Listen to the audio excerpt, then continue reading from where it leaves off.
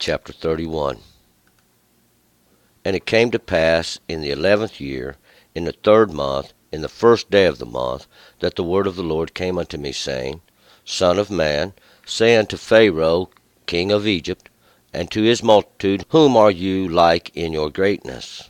Behold, the Assyrian was a cedar in Lebanon, with fair branches, and with a shadowing shroud, and a high stature, and its top was among the thick boughs. The waters nourished it, the deep made it to grow. Her rivers ran round about her plantation, and she sent out her conduits unto all the trees of the field. Therefore its stature was exalted above all the trees of the field, and its boughs were multiplied, and its branches became long, because of the multitude of waters when it shot them forth. All the fowls of heaven made their nest in its boughs, and all the beasts of the field did bring forth their young under its branches, and under its shadows dwelt all great nations. Thus was it fair in its greatness, in the length of its branches, for its roots was by many waters. The cedars in the garden of God could not hide it. The cypress trees were not like its boughs, and the plane trees were not as its branches, nor was any tree in the garden of God like unto its beauty. I made it fair by the multitude of its branches, so that all the trees of Eden that were in the garden of God envied it. Therefore thus saith the Lord God, because you art exalted in stature, and he hath set his top among the thick boughs, and his heart is lifted up in his height, I do even deliver him into the hand of the mighty one of the nations. He shall surely deal with him. I do drive him out according to his wickedness. And strangers, the terrible of the nations, do cut him off, and cast him down upon the mountains, and in all the valleys his branches are fallen, and his boughs lie broken in all the channels of the land. And all the peoples of the earth do go down from his shadow, and do leave him. Upon his carcass all the fowls of heaven do dwell, and upon his branches are all the beasts of the field, to the end that none of all the trees by the waters exalt themselves in their statute, neither set their top among the thick boughs, nor that their mighty ones stand up in their height, even all that drank water, for they are all delivered unto death, to the nether parts of the earth, in the midst of the children of men, with them that go down to the pit. Thus saith the Lord God, in the day when he went down to the nether world, I caused the deep to mourn and cover itself for him. I restrained the rivers thereof, the great waters were stayed. I caused Lebanon to mourn for him, and all the trees of the field fainted for him. I made the nations to shake at the sound of his fall, when I cast him down to the nether world with them that descend into the pit. And all the trees of Eden, the choice and the best of Lebanon, all that drank water, were comforted in the nether parts of the earth. They also went down into the nether world with him, unto them that are slain by the sword. Yes, they were in his arm, that dwelt under his shadow in the midst of the nations. To whom are you thus like in glory, and in greatness among the trees of Eden? Yet shalt you be brought down with the trees of Eden, unto the nether parts of the earth. You shalt lie in the midst of the uncircumcised, with them that are slain by the sword. This is Pharaoh and all his multitude, saith the Lord God. All right, let's go back up to verse 1. We are going to continue, see, with these prophecies against Pharaoh, that great house, and he was the king of Egypt. King of Egypt. Egypt is that land of enclosures, and we, as well as last chapter, these were the prophecies against that great house and that one that's over this land of enclosures, and we're going to find out these are they've brought many understandings in, and once again we'll be using this as the similitude as well. Yesterday we found out that God had taken the sword, or that judgment that he would put upon the earth, from Egypt, that land of enclosures, and given it to Babylon. See, Babylon's now, confusion is now in control of all the understandings now. Confusion is in control. God said he was going to take away all their understanding, and that's what he did by putting confusion in. And we're going to pick it up right here in verse 1. it came to pass in the 11th year, in the 3rd month, in the 1st day of the month, that the word of the Lord came unto me, saying, and it comes to pass in the 11th year, when the law begins to have a greater understanding, and it will be the 3rd month, and that will be the complete period of the lesser light. And in the first day shall be the beginning of understanding even of that period of lesser light, and that month, and that's what the month stands for, that period under the moon, or that period of lesser light or lesser understanding. 2. Son of man, say unto Pharaoh the king of Egypt, and to his multitude, whom art you like in your greatness? This Pharaoh, this great house, this king of the land of enclosures, and this land of enclosures is the many not of gods that they had, each one being given its own little enclosure, and this is in similitude of a little prison. Whom are you like in your greatness? And who are you like now? Who can I compare you to? 3. Behold, the Assyrian was a cedar in Lebanon, with fair branches, and with a shadowing shroud, of high stature, and his top was among the thick boughs. Behold, we will compare you to even the Assyrian, who was a cedar in Lebanon. The Assyrian it means those of the Asher, those of the step up, the step forward. It represents this alternative altar. It is used here as the comparison of a cedar in Lebanon. This cedar tree is an Asher tree. It's called an Asher tree. It's an evergreen tree. It's a tree that stays green year round and shows life through all the seasons. It was used to plant, and what they did was they planted these on all the high places with all their not of gods in Lebanon. And Lebanon is a place that means white. Lebanon means white, and it is a similitude of pureness and whiteness, with these fair branches and with the shadowing shroud. And this fair branches, its branches are beautiful. They're evergreen, and they always beautiful all year round, with a shadowing shroud. And it does cast a great shadow on the ground when the sun shines, and it had a high stature, so it was exalted and tall. And we're using this now. We're going to compare Assyria to this great and beautiful tree, and its top was among the thick boughs. And of all these thick branches of the forest it come up, and we'll see. 4. The waters nourished it, the deep made it to grow. Her rivers ran about her plantation, and she sent out her conduits unto all the trees of the field. So, and these conduits can be seen as roots, and these roots do nourish it. These waters nourish it. These understandings nourish it. The deep made it to grow, and the deep are all the great waters, and her rivers round about her plantation. Even these understandings that come down, we'll see these roots that go out to all the trees of the field. These would be these ways to all the understandings all around would come in. 5. Therefore its stature was exalted above all the trees of the field, and its boughs were multiplied, and its branches became long, because of the multitude of waters when it shot them forth.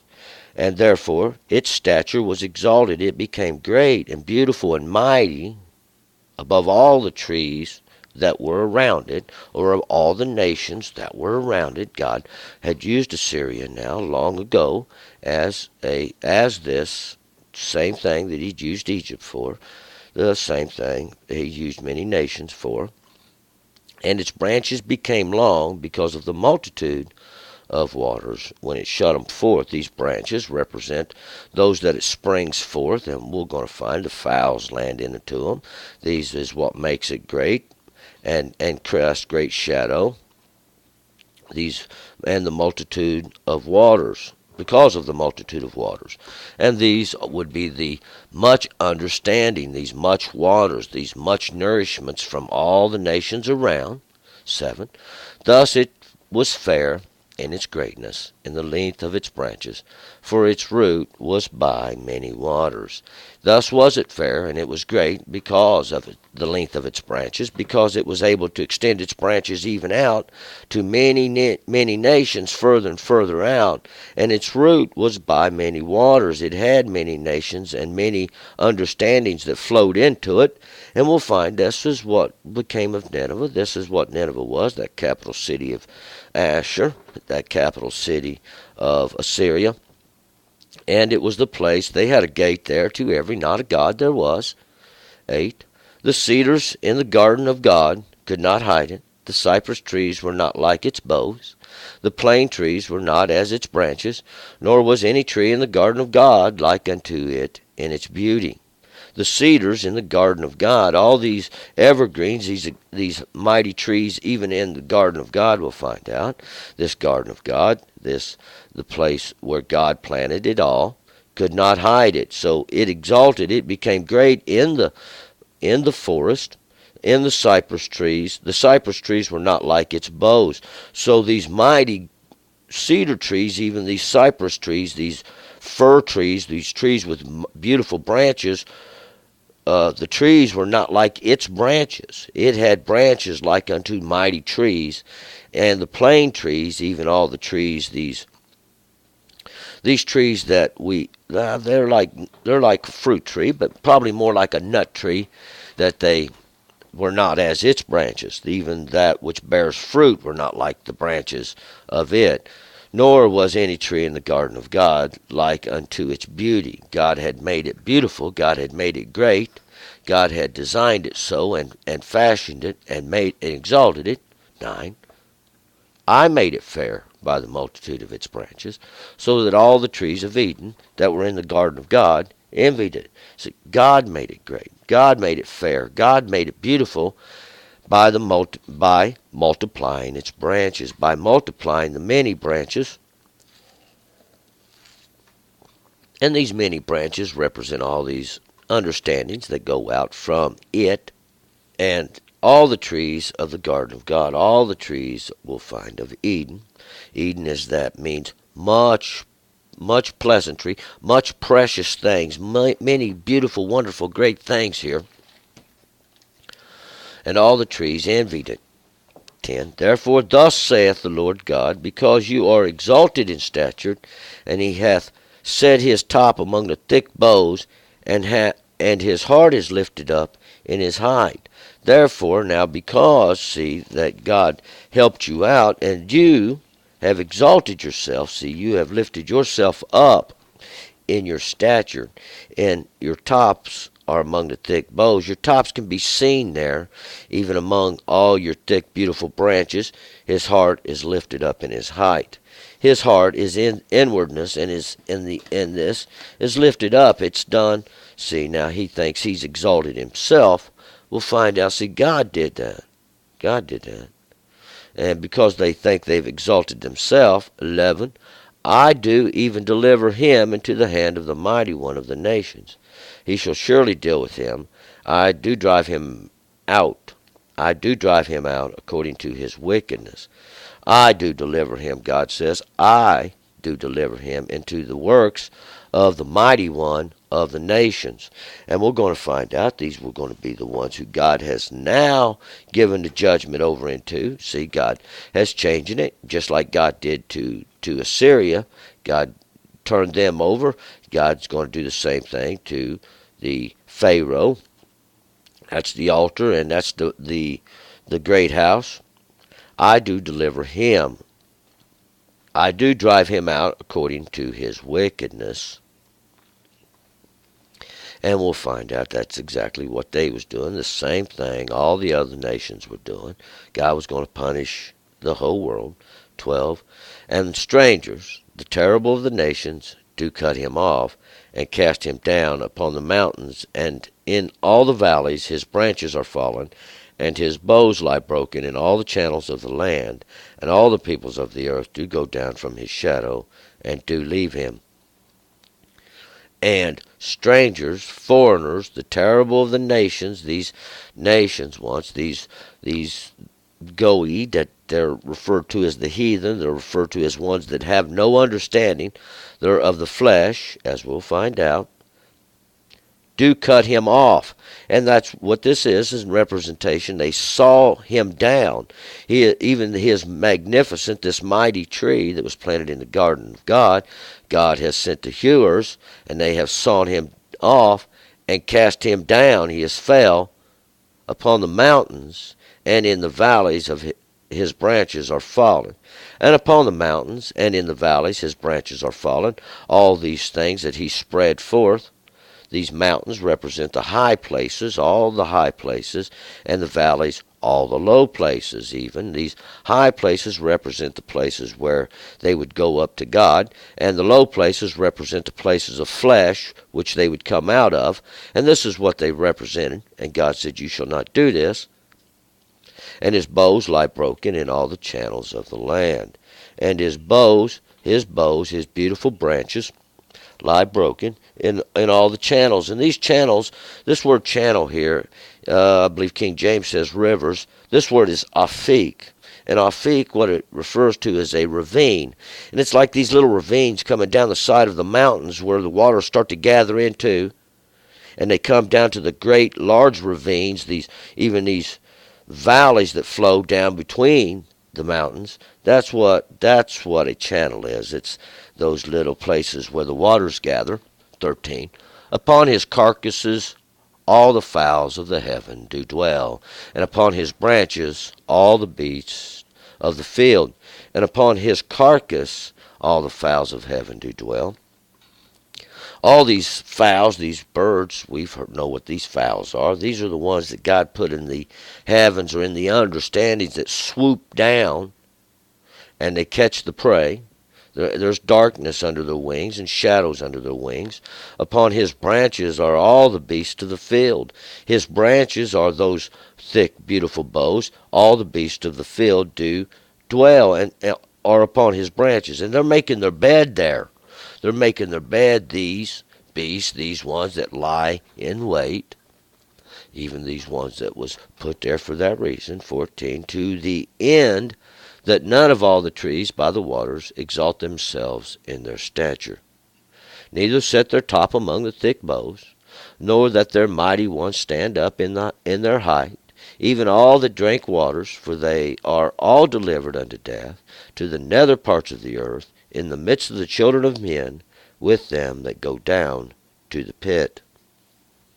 To the end that none of all the trees by the waters exalt themselves in their stature. To the end, for this reason, that it be done that no more shall all the trees by the waters exalt themselves in their stature. And all these trees, these ones that are planted, these ones that might lift themselves up by the waters with this understandings that God gave, this knowledge that God controls all this, and exalts themselves in their stature. None is lifted up, neither set their top among the thick boughs, neither make themselves known among all the other trees, nor that their mighty ones stand up in their height. And these mighty ones were all their not of gods that they used to make these places, and that's what the mighty ones have always been, these not of gods that God sends in great judgment against them.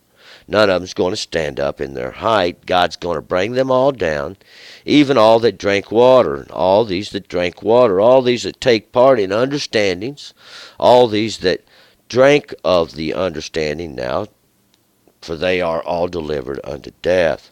All are delivered unto death. They are all brought down, we'll find out, right here, to the nether parts of the earth, in the midst of the children of men, with them that go down to the pit. And they are brought down to the nether parts of the earth, to the lowest places even of the flesh, and in the midst of the children of men. And within the children of men are they found. And what we'll find is they've been trapped here in the flesh to be slain, with them that go down to the pit. And these ones that go down to the pit are the ones who sin in the flesh. See, those are the ones that sin into the flesh, and these, the ones that sin in the spirit, go down with them. 15. Thus saith the Lord God, in the day when he went down to the netherworld, I caused the deep to mourn and cover itself for him. I restrained the rivers thereof, and the great waters were stayed. And I caused Lebanon to mourn for him, and all the trees of the field fainted for him. Thus saith the Lord God, in the day when he went down to the netherworld, I caused him to mourn. I caused the deep to mourn and cover itself for him. Thus saith the Lord God, in now that day, that understanding when he was brought down, see, when they brought him down to the netherworld, even this place of the flesh, to this low place, this place where we are, see, it's not the place of a higher understanding, it's this place of a lower understanding. I caused the deep to mourn and cover itself. God caused the deep to mourn, even the greater understandings to cry and cover. God hid the greater understandings for him, and I restrained the rivers thereof. And God held back the waters. God held back the waters that descend. God held back understanding, and the great waters were stayed. Even all the great understandings were held back. And I caused Lebanon to mourn for him. I caused the place of this place of pureness, to mourn for him, and all the trees of the field fainted for him, and all the other trees, all these other ones that was exalted around about, all these other understandings, fainted for him, because God brought it to pass. 16, and I made the nations to shake at the sound of his fall, when I cast him down to the netherworld with them that descended to the pit. And all the trees of Eden, the choice and best of Lebanon, all that drank water, were comforted in the nether parts of the earth. And I made the nations to shake at the sound of his fall. And that all the nations around that had, and we're still using this as this Assyrian, this alternative altar, as this example. There's nothing changed. God made all the nations to shake at the sound of his fall when he sent him to the flesh, and that is when he cast him down to the netherworld with them that descended to the pit, and that all these of the flesh even that sinned, and all the trees of Eden, all the magnificent trees in the place of much pleasantry, in this place where God planted, the choice and best of Lebanon, even the choice and the best and all the beautiful ones, all these great and beautiful understandings, even the best of this place of whiteness and pureness, all that drank water, all that take part in that understanding, all of them that do drink water, and that means to take in understanding, were comforted in the nether parts of the earth. And all them that was in the flesh, all them that was in this place, were comforted, even all the places of the lower places of the earth, even the lowest places, those that sin in the flesh. 17, they also went down into the netherworld with him, unto them that are slain by the sword. Yes, they that were in his arm, that dwelt under his shadow in the midst of the nations. And all those, they also went down into the netherworld with him, unto them that are slain by the sword. The sword is the judgment of God. It's the law of God coming through. It always is. That's what the sword is. These that are slain by the judgment of God, that go down into the pit. They'll come down here into this lower understanding, this place of the flesh even.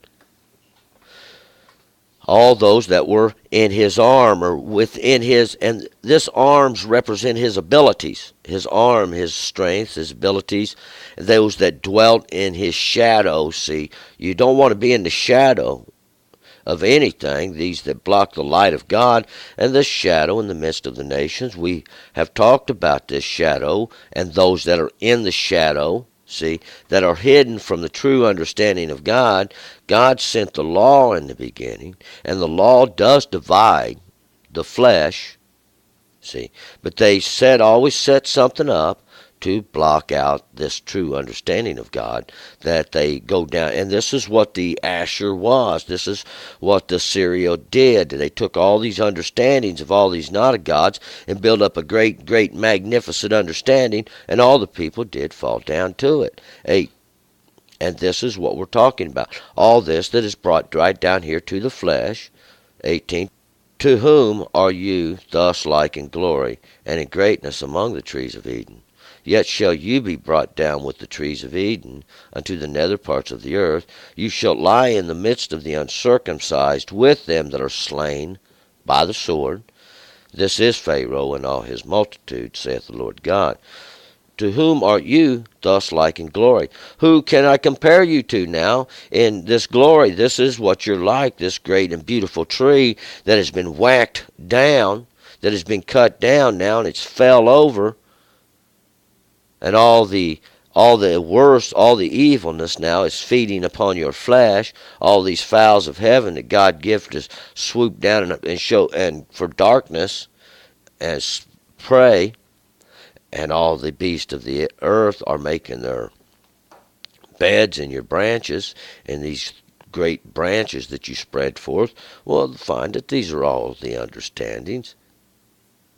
Yet shall you be brought down with the trees of Eden, just like all the other trees that God has brought down of Eden, these much pleasant places, this much pleasantry. See, God planted all the trees of the field. God planted all this, and God hews it down and takes it out as he pleases. And they come down unto the nether parts of the earth. It's like a mighty tree that crashes, see, and crashes down because it's slain, it's dropped down unto the nether parts of the earth. This nether parts is this place of the flesh. That's the place of the flesh, even the low places of the flesh, those that sin in it. You shall lie in the midst of the uncircumcised. And this lying in the midst of the uncircumcised is because this is what it is. These uncircumcised are those that have not been circumcised in the flesh, and will find circumcised in the heart. One has to be both, circumcised in understanding of the flesh and circumcised in the understanding of the spirit. See, this God says, I will circumcise your heart. This circumcision of the flesh, this was what your parents did when they taught you the law, and they made it known to you in the beginning. See, this is what that was in. But we'll find out that when the children came into the land of Israel, Joshua had to circumcise them because they had not been circumcised by their parents. They had not received the law. See, and the law had not been known. This was a generation that had been left out. See, well, that's a little off the subject. This has nothing to do with Pharaoh, but that's where they was coming from. They was coming out of Pharaoh's house when they left and came into the promised land. Pharaoh is that great house. He's the king of Egypt. He's that king of land of enclosures. And this is the same similitude as he used for Asher. He is using here for the Pharaoh. This Asher was that altar, that alternative place of many gods, and that's the same thing they had going on in Egypt. It's the same thing that's been going on since time began. God's been making an example, see. God's going to show himself great in all the earth. He is God. There is no other. Turn and return. Let's move forward to chapter 32.